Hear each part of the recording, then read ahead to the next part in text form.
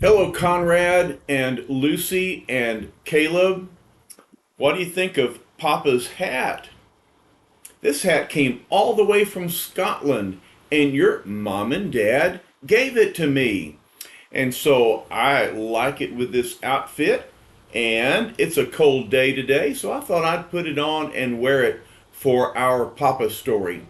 Well, we're not thinking about Scotland today. We're thinking about Costa Verde, which is a country in Central America where the living laser is trying to steal the country away.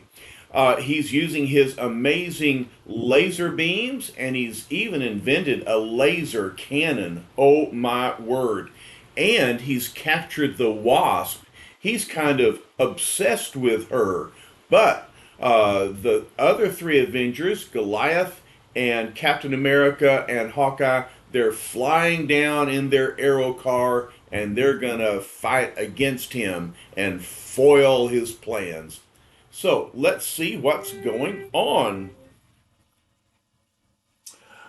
And almost less time it takes to tell about it, the gleaming aero car has reached its Central American destination. And one of the Avengers says, according to the radio cap, the living laser and his crew have already taken over the royal castle. And there it is. Do you see it? A centuries old, almost impregnable fortress. A strange setting for one who wields a modern laser. But speaking of Little Mary Sunshine, talking about the laser, I wonder how long it'll be before he finds out we're here. The next second, the red, white, and blue sentinel receives his answer from an unexpected quarter as zzz. Here comes the laser beam. The fools. When I learned of their escape from my trap, did they not think I would be ready for them? I'll put an end to their puny attack with a test blast from my perfected laser cannon. Wow.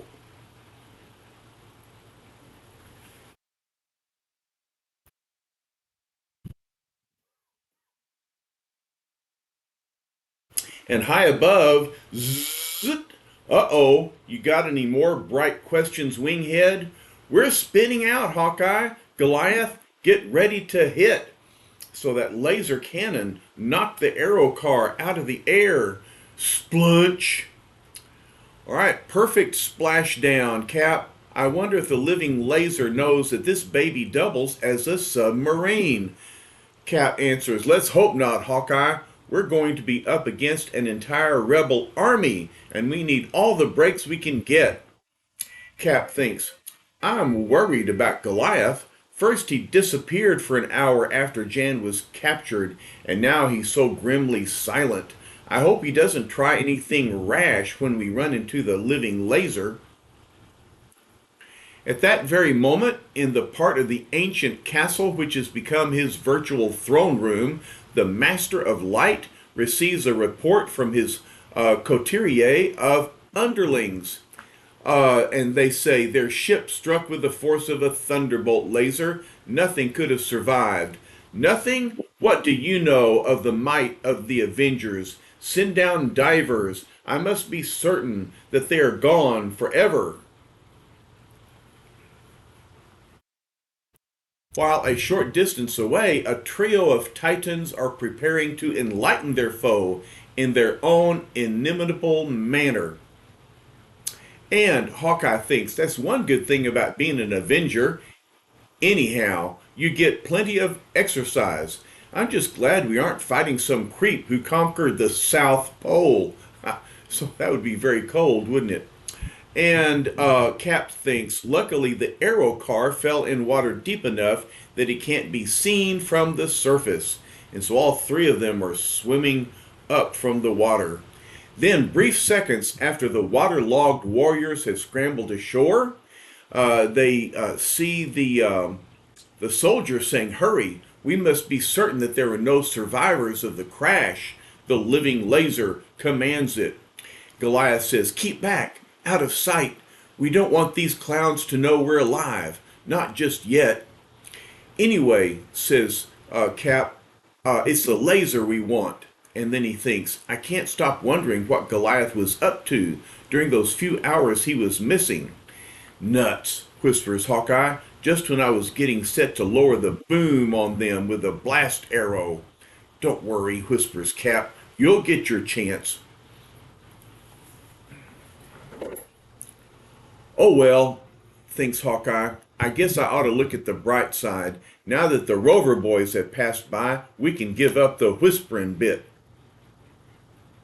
Somehow it just ain't my style to go pussyfooting around while that costume creep is lording it over a castle straight out of El Cid. El Cid is a very old classic movie. And Goliath says, the need for secrecy is past, Hawkeye. We've got to try a frontal assault. And Cap agrees. It's now or never. While so many of the laser's guards are dragging the water for our sunken arrow car, and yet somehow I don't like it. The way is too open. It is too quiet. Zzz, then suddenly, zap! The laser! I was right. It's a trap. Cap! Grab him, Goliath. He's toppling over the edge. It's 1,000 feet to the bottom. Gotcha. After all, what are the Avengers without Captain America? Whew, agrees Cap. Personally, I hope you never find out. Now, to haul you up, and the laser's getting set to blast us again. Man, those lasers just blasting everywhere. Hank, let go of me. Save yourselves. There's no need to make with the noble speeches, Cap. Or to put another way, never fear, 'cause Hawkeye is here. So he grabs a bow, he grabs an arrow, he notches it to his bow, and on a ledge above, crack! What? The roof is giving way. Nice shot, Hawkeye. That'll keep our beam-wielding foe on the run for a minute, and during that time we can gain entrance to his precious castle. And so Hawkeye's blast arrow distracts the laser, whose shot goes wild. Sorry, High Pockets, but that's out. The debris from the roof is going to block this pathway solid. Oh well, it was a good idea while it lasted. Abruptly, without a word, the amazing archer whirls about and caramba! Speaking of good ideas, here's another. And he shoots off another arrow. Foom! There, maybe that'll convince those cheerful Charlies that it's not healthy to try and stop old Hawkeye. Come on aboard, Cap. Goliath lifts him up. So much for that minor crisis. Goliath, you could have made a fortune as a hydraulic lift. I'll consider it if the Avengers game ever falls off. Hawkeye says, when you two get through playing Ring Around the Rosie, pa-ting, pa-ting, swish, zing, zing, I might remind you there's still the matter of a whole blasted army to be taken care of. Cap says, I hadn't forgotten it for a minute, Junior. I just had to wait a second till my shield slinging hand was free. That's all. So he slings his shield. Thwack! Cap thinks, if nothing else, this rhubarb, this bantering back and forth, is getting Hank's mind off the Wasp and his personal vendetta. And the soldier says, oomph, these costume Americanos fight like demons incarnate. Demons incarnate? Now there's a catchy phrase. While I'm jotting it down for posterity, I'll entertain you with my new boomerang banshee arrow.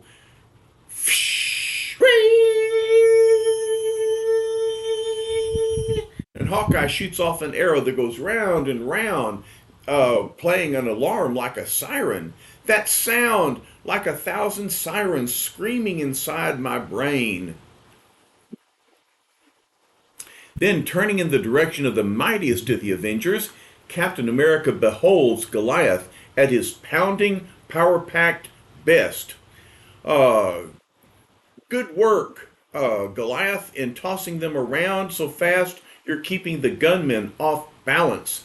Follow me, group, hollers Goliath. We'll be back on terra firma, on firm ground in seconds. Thack. You charge only to your death, fool. Even your giant frame is not bulletproof. How do you know, Charlie? You haven't hit me yet. And so guns are blazing, soldiers are attacking, the Avengers are attacking back. Suddenly, the odds of the uneven battle are changed as the living Laser gets his cannon going. So, says Laser, they are breaking through, but even the Avengers will not take from me the spoils of my glorious conquest. Zzz. Let us see how they fare against my new laser cannon. Zzz. Cap realizes he's using some kind of super powerful laser on us. Our only chance is to head for the drink and regroup for another attack. And they jump off the cliff. Hawkeye says, partner, I love you like a brother, but there are some things I can think of for myself. Goliath says, dive close to me, both of you. Perhaps my oversized body will cushion the shock when you hit. Down, down, down plummet the three hurtling forms with fleeting microseconds, bringing them closer to a watery doom 100 feet below. Goliath thinks, I've got to keep my body tense, rigid, so that I'll make as big a splash as possible. Otherwise, Cap and Hawkeye don't have a prayer. Now, if only they can dodge those jagged rocks. Oh my word, this is quite a fall. Then there is a tumultuous crack like that of a deafening thunderclap, and a trio of America's mightiest defenders disappear beneath the murky water. Splash!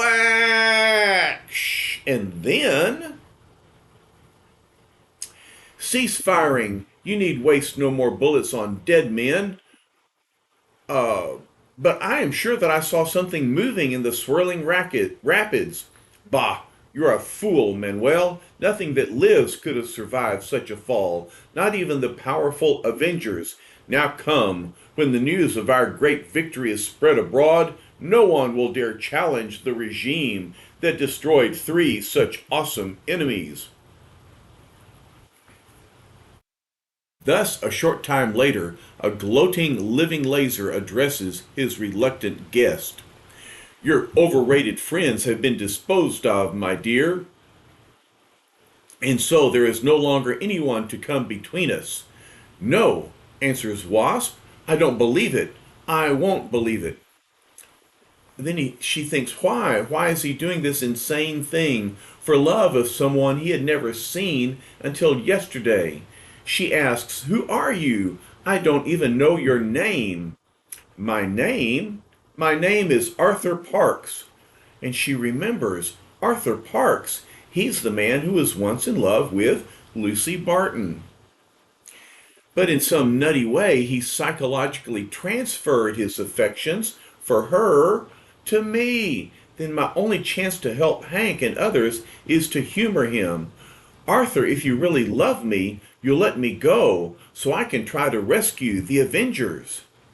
Never. For what do I care for your senseless attachment to foes I have destroyed? Your feelings will change in time when you realize that I am the most powerful being of all. Then, and only then, will you be a fit bride for the living laser. Then, striding angrily from the chamber in which the lovely Wasp is kept prisoner, our super-sensitive scoundrel halts admiringly before what may be the deadliest weapon ever devised by the mind of man. The ways of women are a mystery to me. Well, amen to that.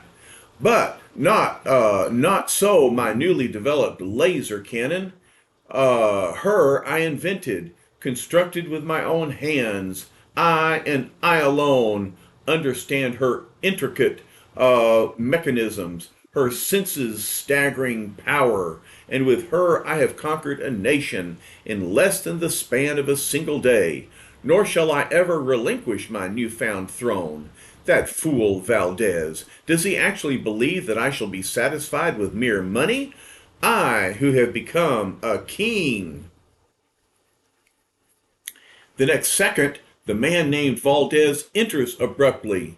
Laser, he cries. The accursed Avengers are yet alive. Even now they were seen in this very castle.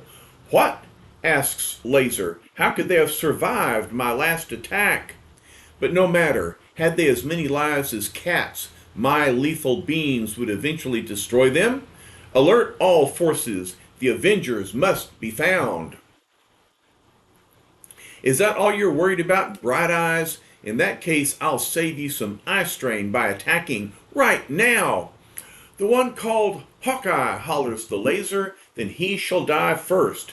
Want to bet? By the way, in case you're wondering, we survived by using some of my hollow arrows as snorkels. Breathing through the arrows, that's amazing. Clever, no? I think yes.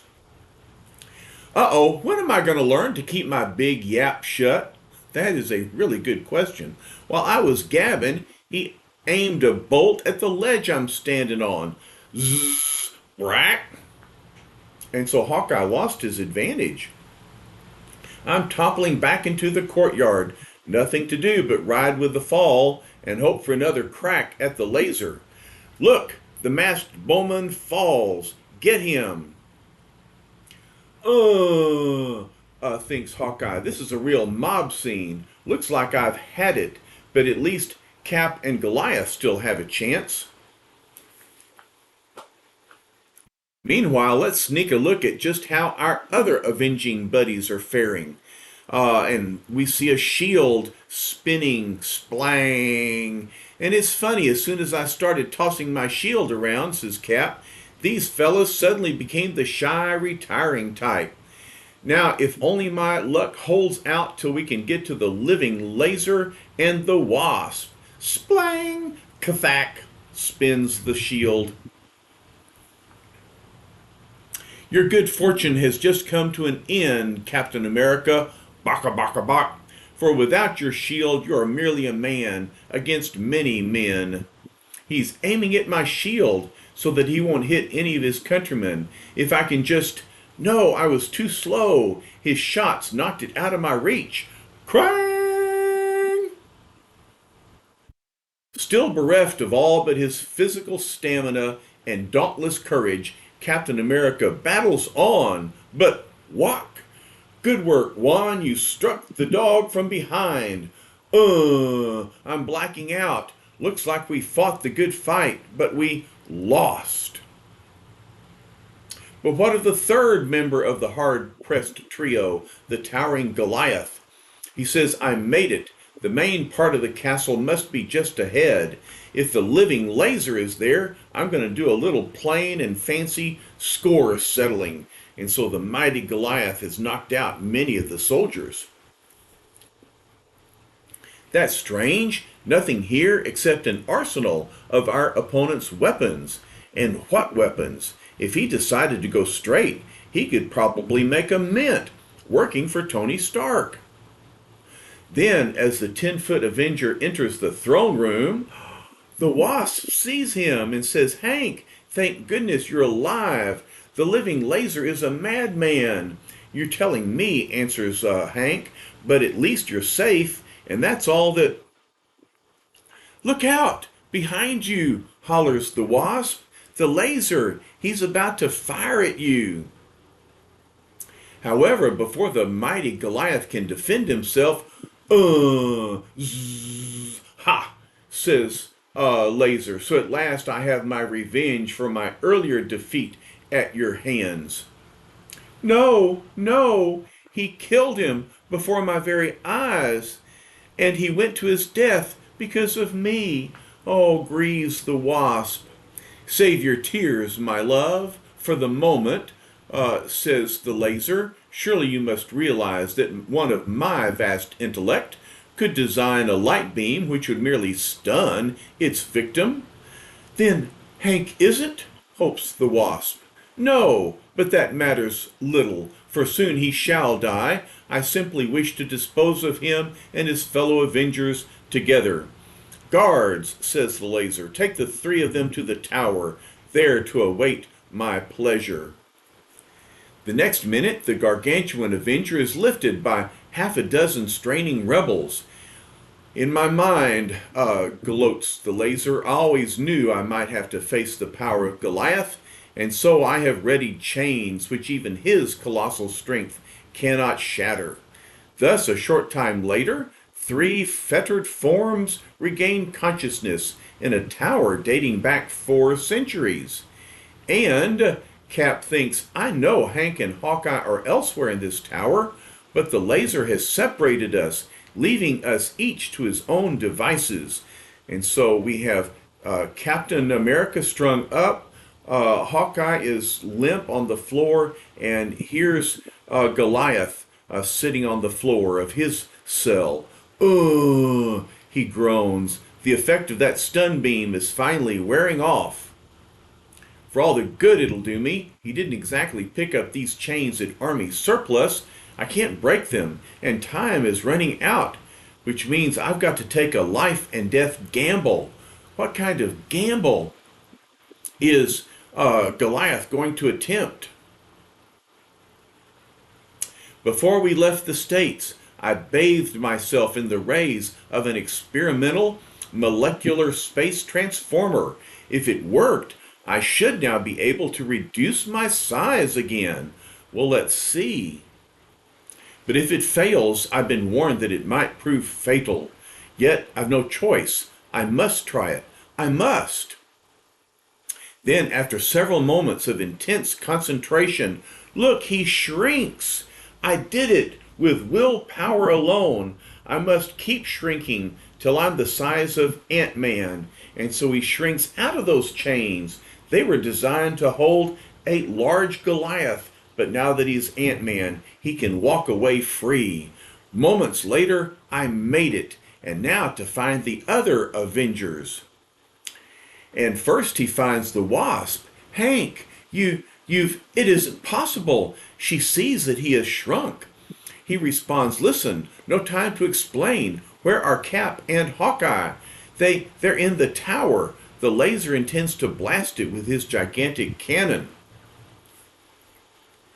Then, sparing but a fleeting minute to free the woman he loves, the now miniaturized Goliath rushes to the mammoth laser cannon in the next chamber and plunges into the innermost mechanism of the complex superweapon. Large or small, no man that lives can face up to the living laser's beams. My only hope is to wreck the cannon's mechanism, but can I do it in time? Indeed, the issue looks most definitely in doubt, for scant seconds later enters the malevolent living laser.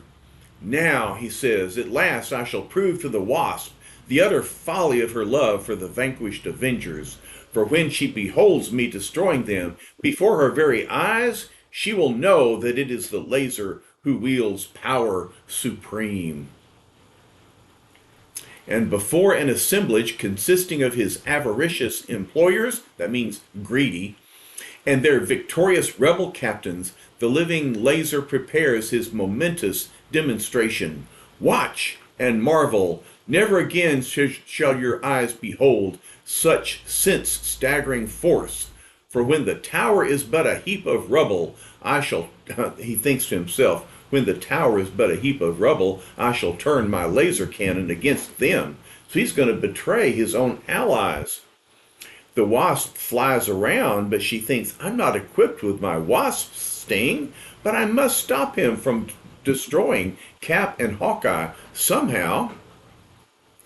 Yet even as the desperate girl streaks toward the mighty weapon, he's seen me. So, says Laser, you are free, but it shall avail you nothing. For as I push this lever, the Avengers are no more.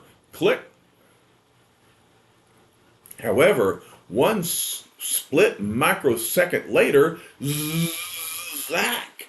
No, he cries, it cannot be. There's a power feedback, shocking me. And then suddenly, Thoom. That's a really big sound. Thoom. And as clouds of blinding smoke gradually dispel, the startled rebels see Caramba! The one called the Laser lies as still as death, and his cannon is in ruins. But without his mighty beams, we are helpless against even the few government troops which have not yet surrendered. We must flee before it is too late. The next second, a blind, unreasoning panic grips the hearts of the fleeing rebels. Hurry! We must reach the border while we still can. So the living Laser lies defeated. The rebels are fleeing. Inside the castle, there are others who do not flee. Bah, says Valdez, let the fools go. We shall easily enlist others to our cause, for we still have the wrist lasers of our former ally, and with them we shall create more. Aye, agrees Carlos, the nation will yet remain ours. The only thing that's going to be yours, chum, says Goliath, is a nice, cozy cell in Costa Verde's version of Sing Sing. It is the one called Goliath. He appears from nowhere. Run! Hold her right there, amigos. Don't you know it's impolite to turn your back on a giant? And so Hawkeye is there with his blast arrow to stop them. Looks like we'll have to teach them some manners, says Cap. After you, says Hawkeye. Just then the doors burst open. Up with your hands, Valdez. We claim control of the government in the name of the Democratic Republic and free elections. It's the remnants of the National Army. Say, Winghead, that guy could even write speeches for you. Hear me, says Cap. We wish in no way to interfere in your country's private matters. We only want to take the unconscious living Laser back to the United States with us. And you shall have him, Captain America. Indeed, he did us a favor, ridding us of a dictator, only to try to become one himself. Do with him as you will. Well then, Avengers, says Cap, it looks like we can head for home. Hawkeye agrees. Now you're talking my language. Then, as the government troops depart with their bountiful catch of would-be tyrants, the Avengers realize, so that's why you disappeared earlier today. Talking to Goliath, you carried on a size reduction experiment with yourself as your own guinea pig. Goliath says, I hoped I wouldn't have to try shrinking, but luckily it all worked out for the best. Well, says Jan, isn't that just lovely for you? She's upset with Hank. Uh-oh, fellas, says Hank. I think I'd better talk to Jan alone for a second. How could you, Hank Pym? You let me be frightened out of my wits because I thought you were still in the laser cannon when it exploded. But honey, says Hank, I just barely got out in time. I hardly had time to throw a coming out party. Well, replies Jan, I suppose I should be grateful that you can change sizes again. You great big wonderful galoot, this means your problem is solved. You're back to normal. Whatever normal is. A few hours later, a sleek aircraft flies low above New York Harbor. There she is, looking at Lady Liberty, the sweetest sight any lonely American could ever want to see, Lady Liberty. Cap, if you think old Hawkeye is going to quarrel with sentiments like that, forget it. I'm too busy looking forward to seeing the Black Widow again. Soon, Janet Van Dyne visits Lucy Barton to tell her of the fate of the man who had once been her boyfriend. And she says, yet in his own misguided way, he thought he was doing everything out of love for me. At his trial, the Avengers will recommend that he be placed under a doctor's care. And Lucy says, I'm glad, Jan, for even though I'm engaged to someone else, I know that Arthur Parks was a good man once. Well, boy, I tell you, he sure turned bad. So, our long shot paid off, Bill. Goliath is talking to his friend and assistant, Bill Foster. If I hadn't become ant sized, we'd all be pushing up daisies in Costa Verde. Bill says, I'm glad there aren't any ill effects. Well, now that I'm no longer needed, I've got some packing to do. Packing? Not on your life, pal. We've still got a million experiments to perform as a team. And Bill says, that's fine with me, big boy, as long as I don't have to call you by a corny name like Ant-Man. Talking about name calling, oh my word, Natasha is throwing something at Hawkeye. You mean you ran off to a holiday spot like Costa Verde and you didn't take me along? How could you? Now, take it easy, Tasha. Honest, baby, a vacation spot it wasn't. Well, Costa Verde may be a very pretty place for a trip, but it's a tough place for a fight. But there is one figure who, even in victory, stands apart, his mind dwelling on thoughts of the past and the future. To be an Avenger is to surround a part of one's life. Is to surrender a part of one's life. To be ever at the beck and call of all humanity. Still, in these quiet moments, each of the others has another human being to whom he can reach out. Only I have no one, no life, except behind the mask of the red, white, and blue Avenger. Instead, I have enemies, deadly foes, who, and then he turns, you! And someone says, Captain America, I have reached you at last. Who is this person? Who is it who has come to Captain America? Who is it that is going to come back into their lives and bring the next adventure? Well, we'll find out when we read about the next quest. All right, this is a long story. I hope you enjoyed it. I better close now, and then I'll get back to you soon with the next Avengers adventure. Love y'all. Bye-bye.